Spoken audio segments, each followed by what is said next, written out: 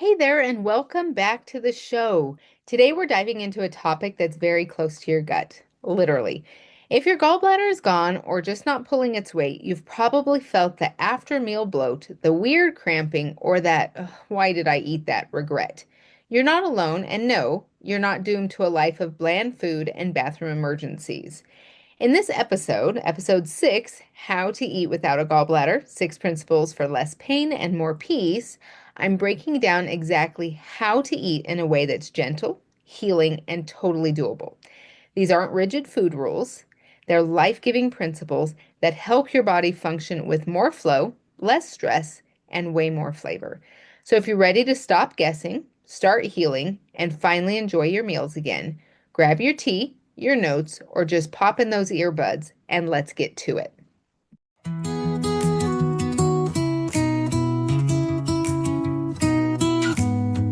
Gallbladder gone. Now what? Let's heal from the inside out.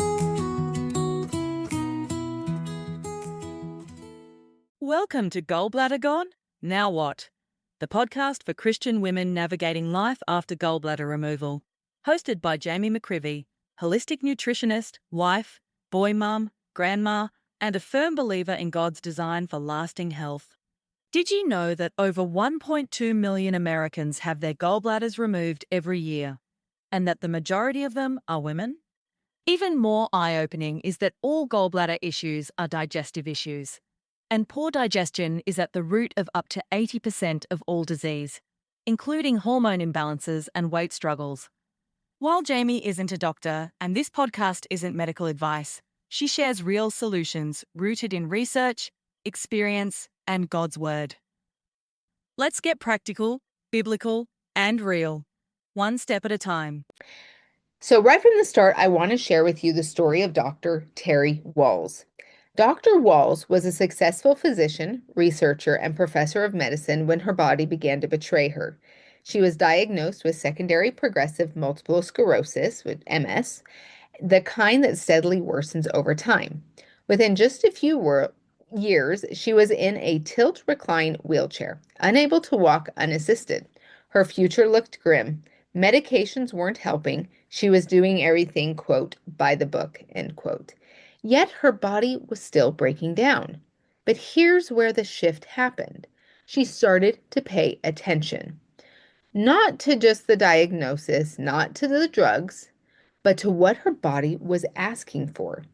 She studied neurobiology. She reviewed functional medicine research. She got radically present with what she was eating, how she was moving or not moving, and what her cells actually needed. She restructured her entire life around deep nourishment, not quick fixes. She created what would later become known as the Walls Protocol, a nutrient dense, plant forward anti inflammatory diet. She fed her mitochondria. She tuned into how food made her feel. She became fully engaged with each bite, each breath, each stretch. And then the unbelievable happened. Within a year, she went from a wheelchair to riding a bike for miles at a time. Her healing didn't come from one miracle product or magic bullet. It came when she finally got present, paid attention, and honored what her body had been trying to say all along. So true healing begins not with more effort, but with more awareness. When we slow down, get quiet, and really listen, our body shows us the way. With that said, there's a scripture, Colossians 3:23. Whatever you do, work at it with all your heart, as working for the Lord, not for human masters. So this reminds our listeners, you hear myself, that how we eat and how we care for our bodies and how we live our daily lives can be done with purpose, excellence, and reverence. Even the small things like meal prep and choosing healing foods. So, today I want to share with you the 6 principles that I teach in my course. One of the many things that I teach are these 6 principles. I also teach this in my Foundations of Nutritional Science class, over at the university. So this is something I do with my students at the beginning of every semester. We talk about these principles, we implement them, and then we see what changes. We come back and we talk about it. Principle one is to take as much as you need, but no more than you need when you eat. I explain this as the 1/3 principle. Think about doing your laundry, right? And so when you're thinking about your laundry machine, if you have 1/3 filled with fluid, with water, right? And then you put 1/3 of laundry in there and about 1/3 of space, we get this great agitation. We get nice, clean clothes. But if you were to stuff that washer full of clothes, there's hardly any water and no space, your clothes would never get clean. That's often what we do when we're eating. We overeat, we underhydrate, and we do this over and over and over. So the first principle is to take as much, but no more than you need. So overeating burdens our liver and can make digestion really hard and cause that kind of fatigue and that bloating. But when we eat with true hunger cues and seasonal supports with the circadian rhythm, we optimize that metabolism and liver function. So it's been proven that those who um, eat less food and only take what they need end up having a lower likelihood of non-alcoholic fatty liver disease, which is increasing, which is surprisingly increasing. Even in my classes, some of my students have brothers or sisters, or they themselves have this non-alcoholic fatty liver disease, and they're just so young to be struggling with this. The number two principle is about hydration. So it's drinking between meals. And we try to drink only room temperature or warmer drinks. And this is so challenging for people. It cracks me up. So drinking between meals. So once you sit down, if you're going to have something, it should just be sips, like no more than like a quarter cup. And so that we talk about that with a little bit of bitters, you can do that. Putting some bitter tinctures in your water and sipping that if you're going to be eating, or even better yet, doing it a half hour before. So we want to be drinking a lot between our meals and not much with our meals. Now, why the room temperature or warmer? Because cold liquids, cold foods, um, make it harder to digest. It slows digestion and it kind of shocks that bile flow. And so we need to keep that bile flow moving without interfering with digestion. So actually, the warmer, the better. So regular hydration supports this liver detoxification, and drinking before meals has been shown to reduce calorie intake and liver stress. So we want to make sure that in between and you stop about a half hour before your meal, and you can start drinking again about an hour and a half after eating. And so we just kind of keep sipping throughout the day in between those meals. Principle number three is initiate a breathing practice before eating. So, usually what happens is that we are eating all this, we're getting ready for dinner, we sit down, we inhale, we're talking, we're laughing, we're watching TV, we're on our phones, we're eating between classes, between work, in the car, all of these things that cause undue stress on our digestive system. And so about 15 minutes before we start to prepare your body for eating. So we start those big deep breathing. I mean, if you can't think, oh, 15 minutes, I don't have that, then try taking 5 deep calming breaths to calm the nervous system, to engage digestion and support bile flow before you eat. And it's just kind of like relaxing, coming into that rest and digest space. So that deep breathing will help improve the communication between the gut and brain. We've heard of this gut-brain axis, right? They need to be communicating without stress. This also helps to control pain signals and to reduce inflammation. So here we are taking those big deep breaths. right before our meal, about 50, if you can do 15 minutes, that's amazing. But if you can only do five, start out with 5 deep breaths, that works too. That's usually what my students can do. They're so stuck in go, go, go, and that stress and anxiety response that to really slow down is really hard for them. All right, the fourth principle is eat only when you're hungry. And so, what we're going to do is we're going to wait and train your body for true hunger signals. So, this is like, a true hunger signal is when your stomach is growling. And when I first started doing this with clients, every client gets all nervous because they're like, oh my gosh, it's been 24 hours and my stomach is still not growling. And I'm like, that's okay. There will come a point. It's just cleaning house at this point, and then there will be a growl. And then, but so many of us, what we do is we start eating when we're not full, or we're just barely getting empty, but we're not empty yet. And we think, oh, I'm starving. But it's actually when we receive that growl. So if you can wait for that true hunger signal and then sit down, take 5 to 10 deep breaths or 15 minutes of breathing, and then slow down and take only as much as you need. Only fill your stomach 1/3. How can your body not respond positively to that, right? It's going to get what it needs slowly, mindfully, and that's when we lose weight and we start to balance our hormones. It makes such a difference. With that fourth principle is we try to eat seasonally, locally, and on a schedule.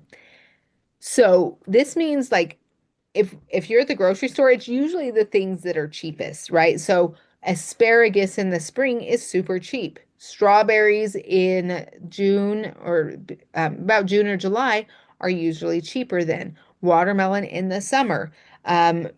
The root vegetables in the fall. So we start to understand where your longitude, latitude, and altitude, what foods are there, and start to that's really good. I encourage my students to go to farmers markets, see what's being sold, buy some stuff, try eating in different ways, try asking the farmers at the farmers market what their favorite ways of preparing these foods are.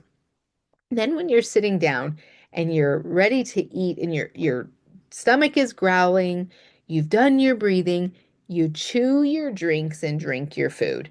And I'll say that again. You chew your drinks and drink your food. What does chew your drinks mean? That means if you're having a smoothie, we don't just slam a smoothie, right? We take it, we mix it with the saliva, we kind of chew that smoothie and then get it down. So we're breaking down that food, right? We're going slow. And when I say that we're going to drink our food, that means we're going to chew it enough times where it's a liquid. And I challenge my students to chew about 30 times.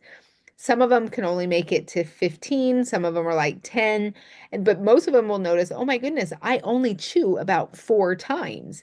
And so they try to just make it, instead of 4, make it 7, instead of 7, make it 10, and just get a little bit better and a little bit better. And they notice they eat less food, they become more satisfied quicker, the digestion, the bloat, the heaviness starts to disappear.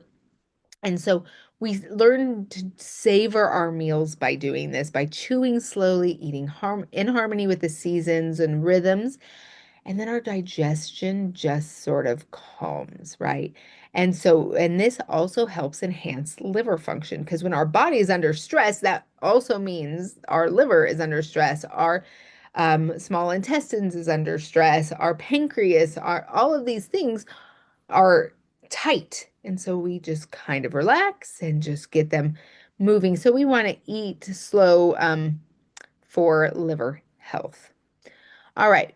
Principle number 5 is exercise before breakfast and take light walks after lunch and dinner. So there's been studies that have been done that if you exercise 15 minutes first thing in the morning, it's more effective than an hour any other time of the day. So that's what I usually do is I wake up and I do at least 15 to 20 minutes. and then go on with the rest of my day. And then I fit my walks in after clients or after I teach class to kind of keep moving and keep my digestion going. So taking so fasting in the morning, we wake up fasted, right? It boosts that fat oxidation and reduces the liver fat. So those who are struggling with non-alcoholic fatty liver disease, this is going to be really important for you. And so exercise can benefit liver health by reducing liver fat. So even if the body weight does not significantly reduce in the beginning, we're wanting that fat around the organs to start to reduce first. So when we were in China, we taught English in China with our kids for a year, and we would walk. In China, where we were, you really didn't cook at home. It was much less expensive to go out and eat. So we had all these cute little shops that were cooking with local foods and stuff, and it was just a great time. But we had to walk there and we had to walk back. And we really got into this rhythm of loving to walk after we were eating, I've done eating, and it just we would sleep better, we would move better. It was so much better.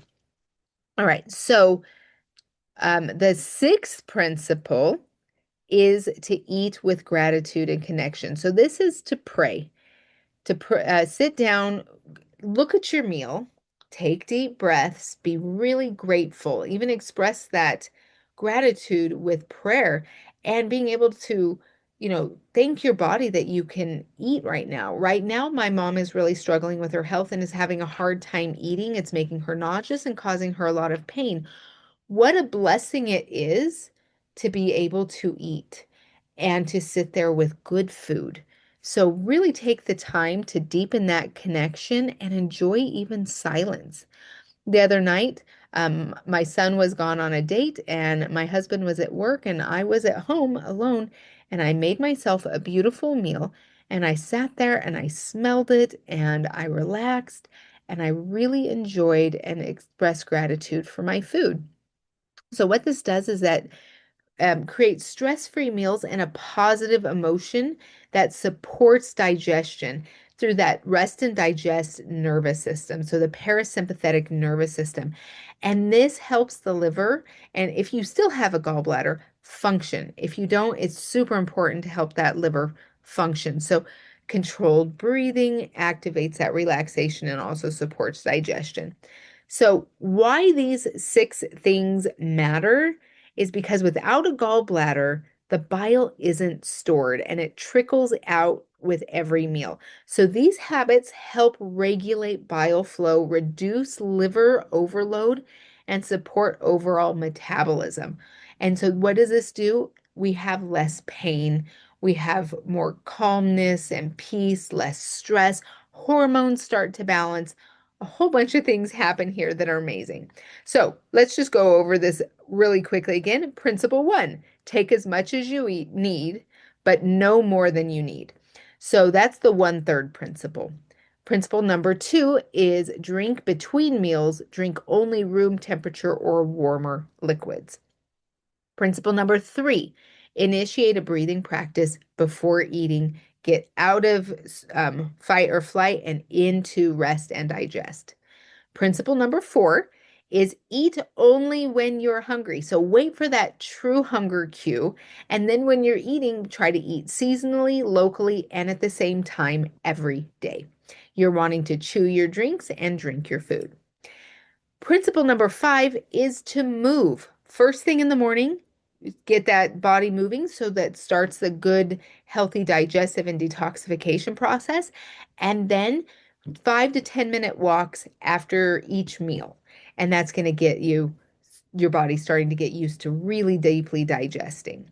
So now that you've just gotten a tiny peek at some real practical applications we discuss in my program, know that this is just the beginning. If you're ready to go deeper and really take charge of your healing, you'll love my 7 Principles to Heal Digestion, Manage Weight, and Balance Hormones DIY course. It is packed with more goodness like today's episode, including 20 or more hours of expert guidance, easy to follow tools, step-by-step lessons you can access anytime. Yes, even on the Teachable app. Just pull it up on your phone, it's right there. So I will have the links for that in the show notes, as well as to join me on my Facebook page and begin asking questions there, connecting with other people. And those links will be waiting for you in the show notes. So thank you so much for hanging out with me today. I will see you next time in episode 7, where we talk about fasting for women without a gallbladder. Till then, happy digesting. If this episode encouraged you or offered practical insight, be sure to subscribe so you don't miss what's coming next. Leaving a review, subscribing, and sharing with even one friend helps more people discover this message, and Jami is truly grateful for your support. Be sure to check the show notes for free downloads, helpful resources, and a link to join Jami's private Facebook group for extra support and community that blends practical health with biblical truth. Just a reminder, Jami isn't a doctor, so always consult your healthcare provider before making changes to your health plan.